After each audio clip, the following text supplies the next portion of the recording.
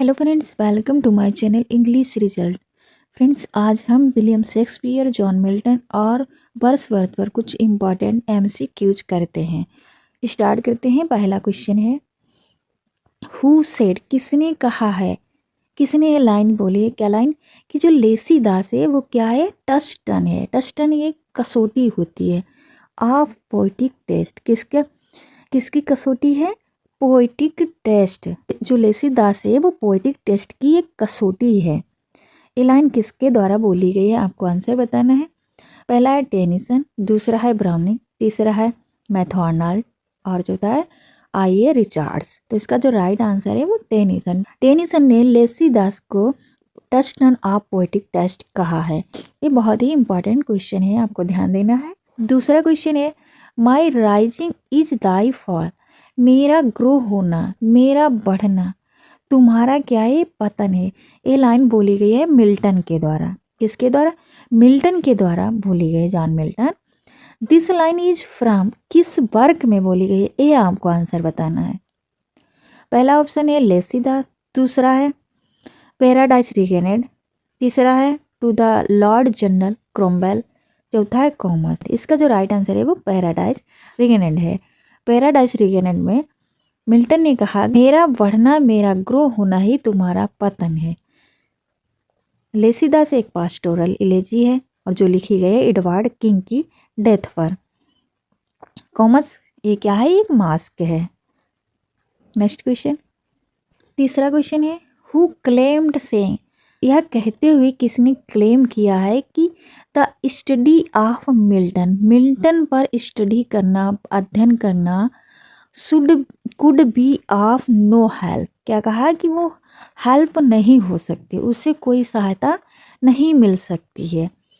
It was only A hindrance, ये क्या है? ये केवल एक बाधा है। मिल्टन पर स्टडी करना, इससे कोई हेल्प नहीं मिलती है, बल्कि ये एक बाधा उत्पन्न कर देती है।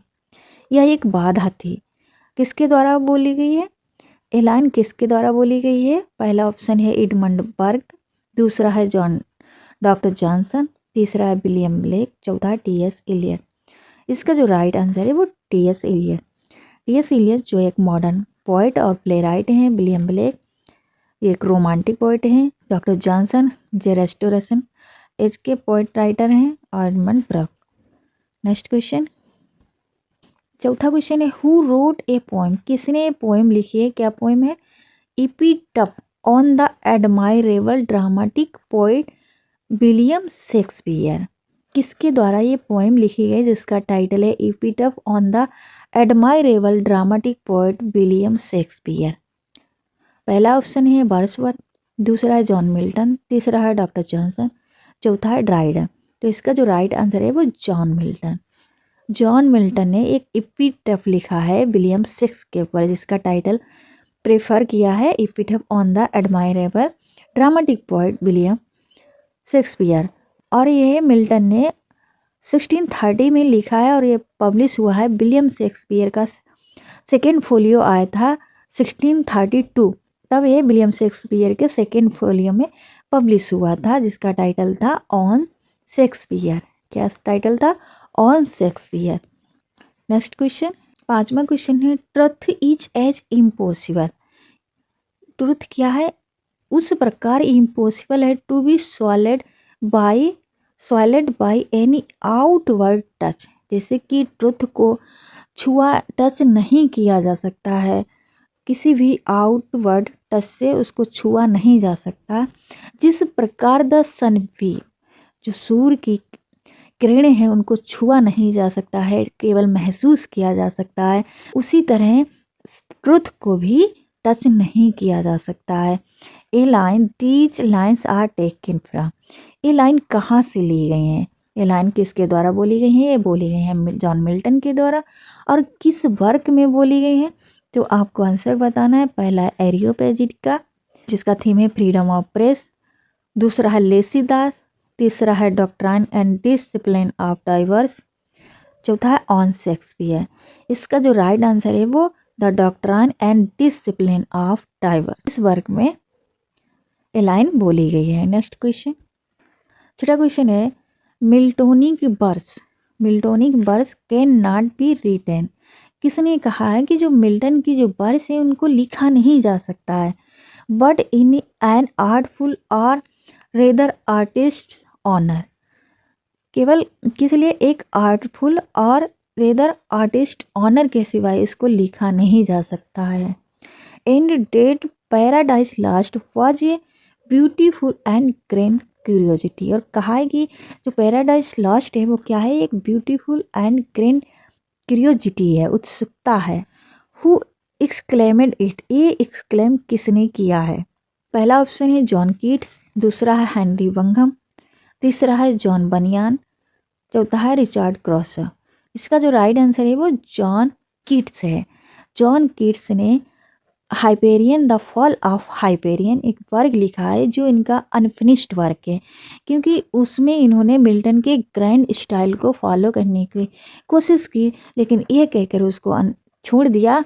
कहा कि जो मिल्टोनिक वर्स है उनको कॉपी नहीं किया जा सकता है, उनको लिखा नहीं जा सकता है।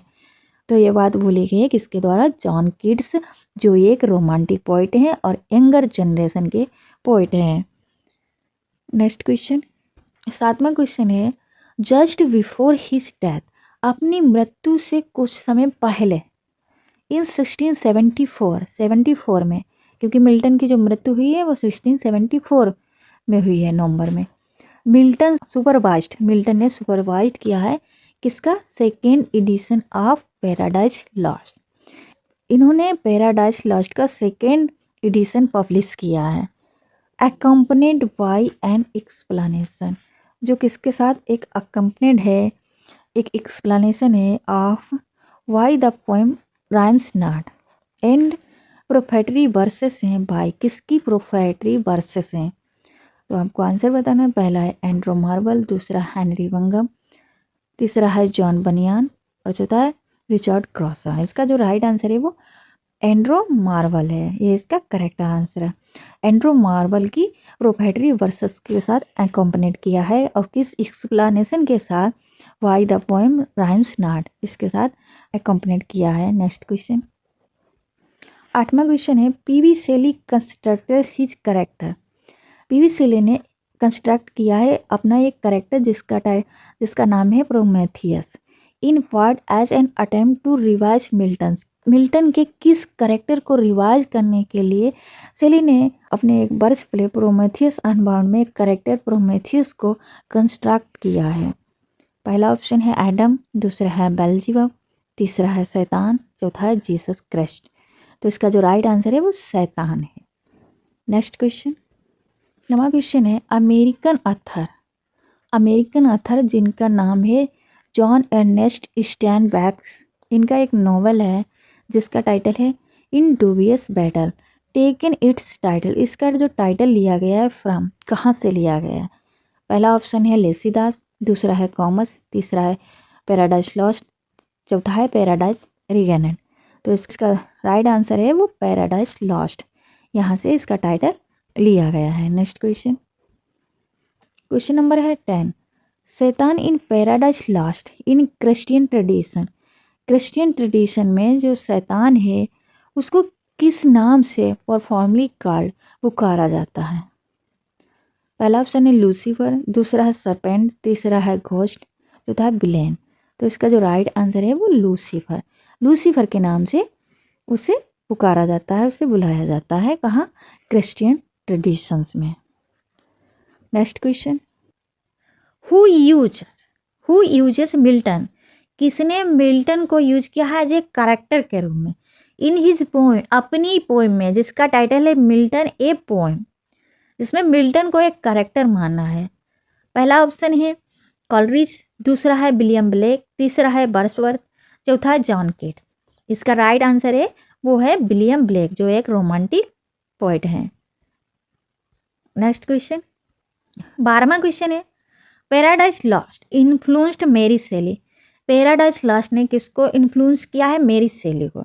When she wrote her novel, जब उसने अपना नोवेल लिखा है इन द 1810s, कब लिखा है? 1810 सेंचुरी में लिखा है। तो उस नोवेल का नाम क्या है? फाल्कनर, दूसरा है द लास्ट मैन, तीसरा है मथिल्डा, चौथा है फ्रैंकेस्टाइन, जिसका जो राइट आंसर है वो फ्रैंकेस्टाइन, ये मैरी शेली ने लिखा है और इस पर इन्फ्लुएंस किसका है, पैराडाइज लॉस्ट का है।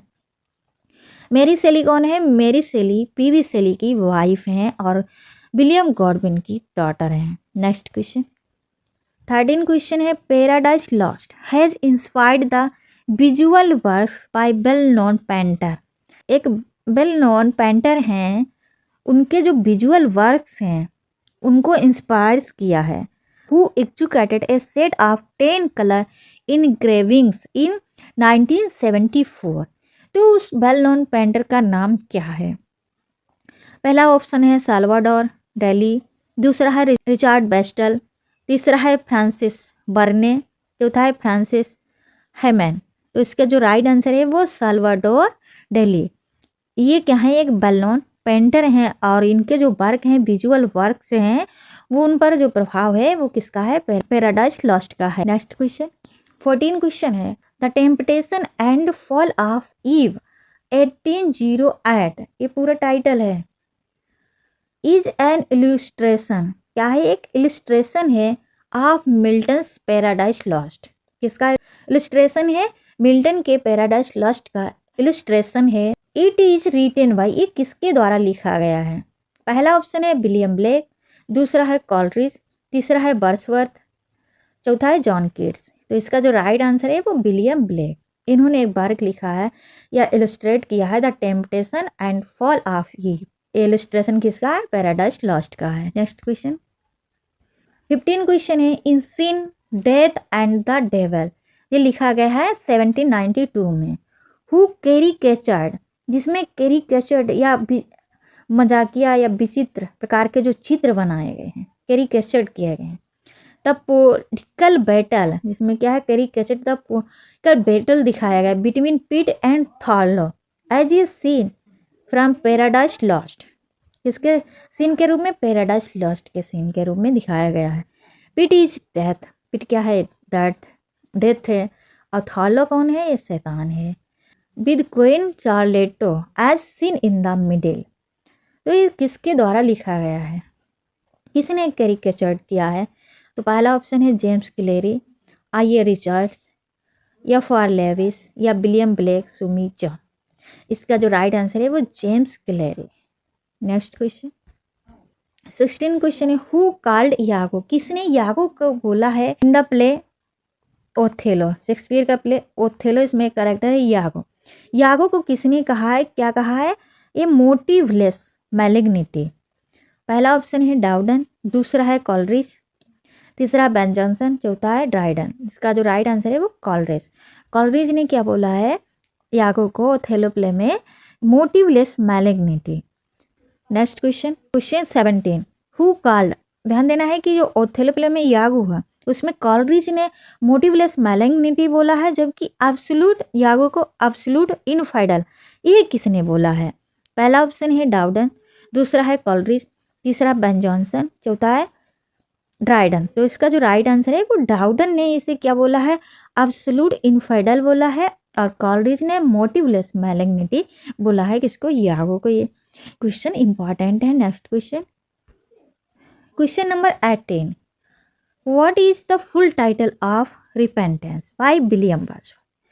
विलियम वर्ड्सवर्थ की एक पोएम है रिपेंटेंस, इसका जो फुल टाइटल क्या है? पहला है ऑप्शन लिरिकल बैलेड है, या एक पास्टोरल बैलेड है, या एक शॉर्ट नैरेटिव पोएम है, या ए प्ले है। तो इसका जो फुल टाइटल है रिपेंटेंस, रिपेंटेंस ए पास्टोरल बैलेड, इसका राइट आंसर है। नेक्स्ट क्वेश्चन 19, हु रोट, किसने लिखा है कि मेड हिम आवर पैटर्न, उसे क्या बना, मेरा pattern, to live and to die, Shakespeare was of us, Milton was of us. तो इसका जो राइट आंसर आपको बताना है, पहला अर्नल्ड, दूसरा है W.B. ईट्स, तीसरा है ब्राउनी, चौथा है T.S. इलियट। तो इसका जो राइट आंसर है वो रॉबर्ट ब्राउनी।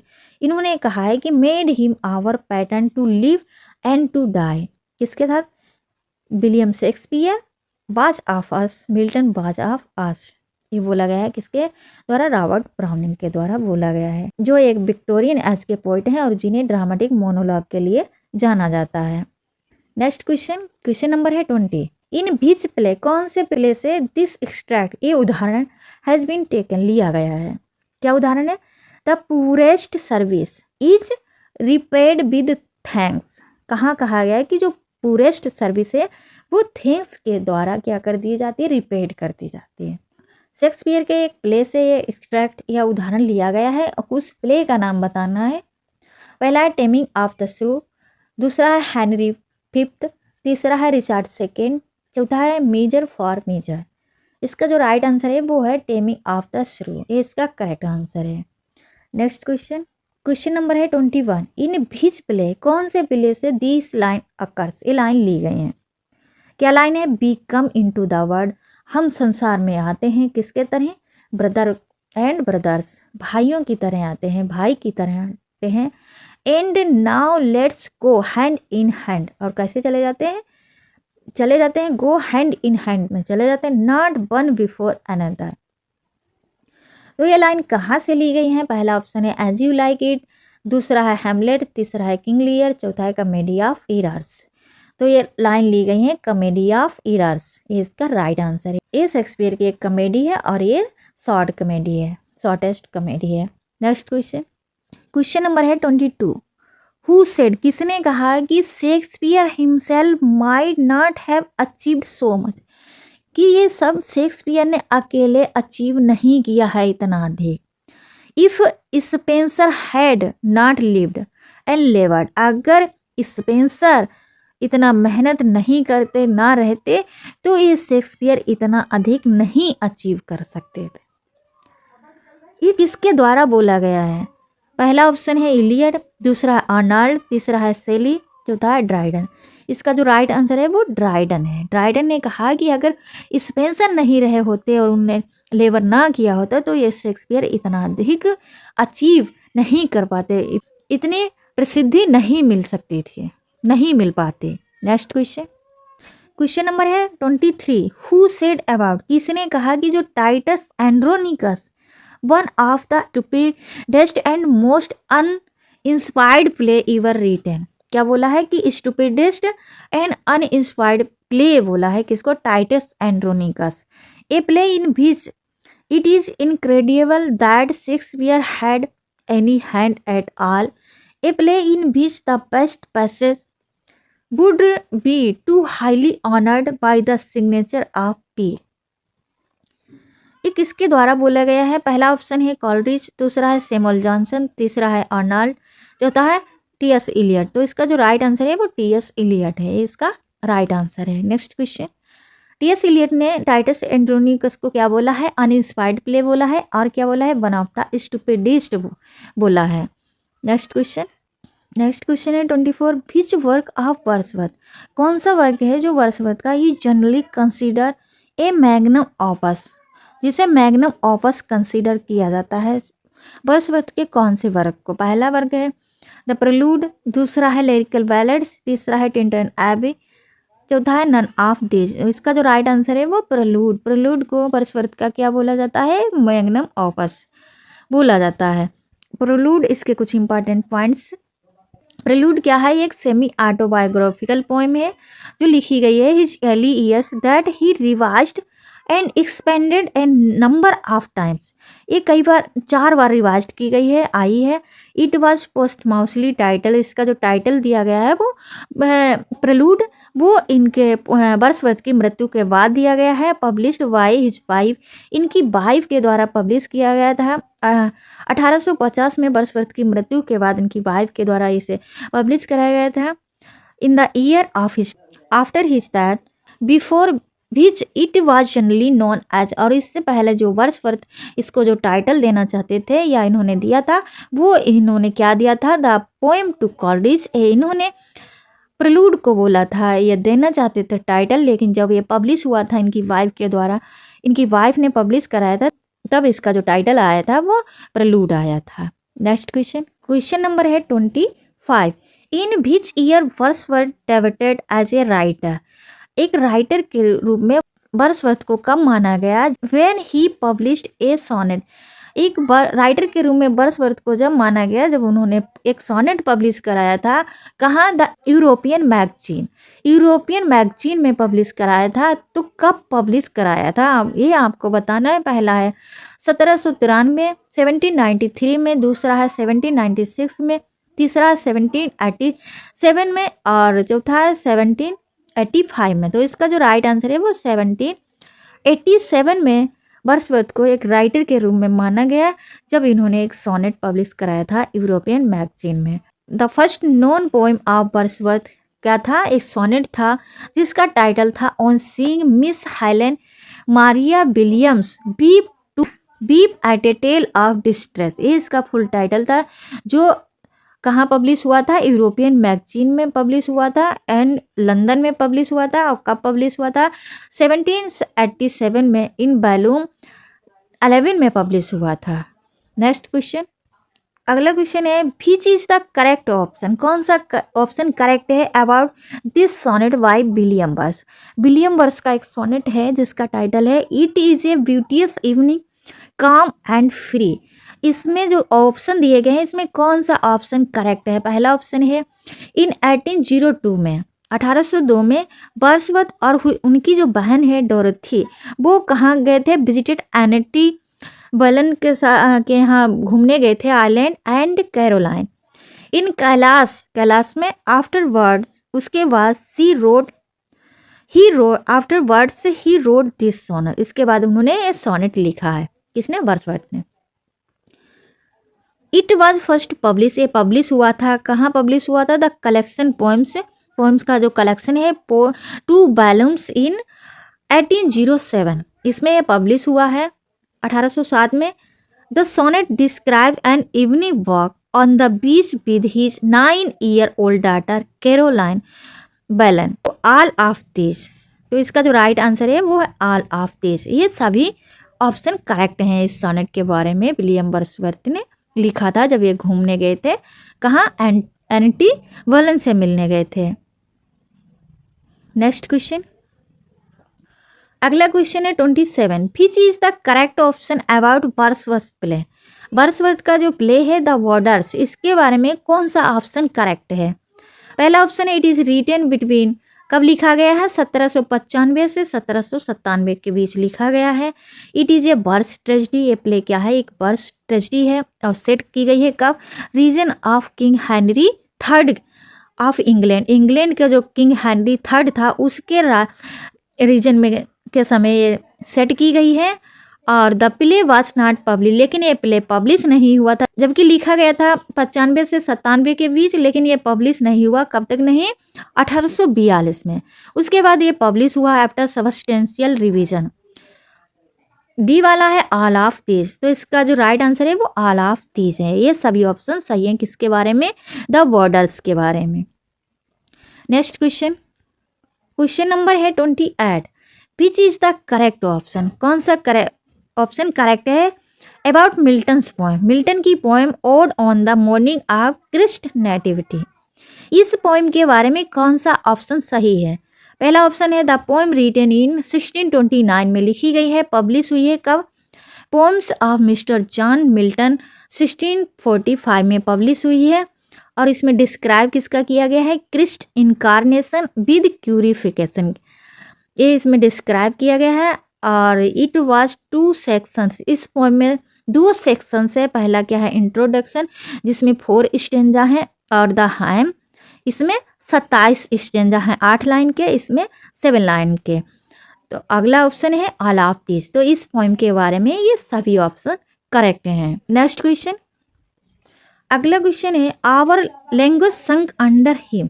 किसने रिमार्क दिया कि जो हमारी लैंग्वेज है वो our language sunk under him, उसमें संक हो गई, उसमें डूब गई। This remark is of Addison, ये रिमार्क किसका है? एडिशन का है। और किसके बारे में कहा कि हिम किसके लिए आया है? तो पहला ऑप्शन है मिल्टन, दूसरा है शेक्सपियर, तीसरा है चौसर, चौथा है पोप। इसका जो राइट आंसर है वो मिल्टन। हिम किसको बोला है? मिल्टन को कहा कि एडिशन ने कहा है कि जो हमारी लैंग्वेज है वो किस में संक हो गई है? वो मिल्टन में संक हो गई है। नेक्स्ट क्वेश्चन और लास्ट क्वेश्चन है whose poetry acts like an incantation to Macaulay, Macaulay के लिए किसकी पोइट्री इनकैंटेशन की तरह एक्ट्स करती है? पहला ऑप्शन है सेलीस पोइट्री, दूसरा है बर्ड्सवर्थ पोइट्री, तीसरा है मिल्टन्स पोइट्री, चौथा है शेक्सपियर्स पोइट्री। इसका जो राइट आंसर है वो मिल्टन्स पोइट्री है। मैकाले के लिए जो पोइट्री है, मिल्टन की पोइट्री है, वो इनकैंटेशन की तरह एक्ट्स करती है, इसका राइट आंसर है। और यहाँ तक मैंने 30 क्वेश्चन कंप्लीट किए हैं। आई होप कि आपको ये क्वेश्चन अच्छे लगे होंगे। अगर अच्छे लगे तो लाइक, शेयर और सब्सक्राइब करिएगा। Thank you for watching my video. नमस्कार।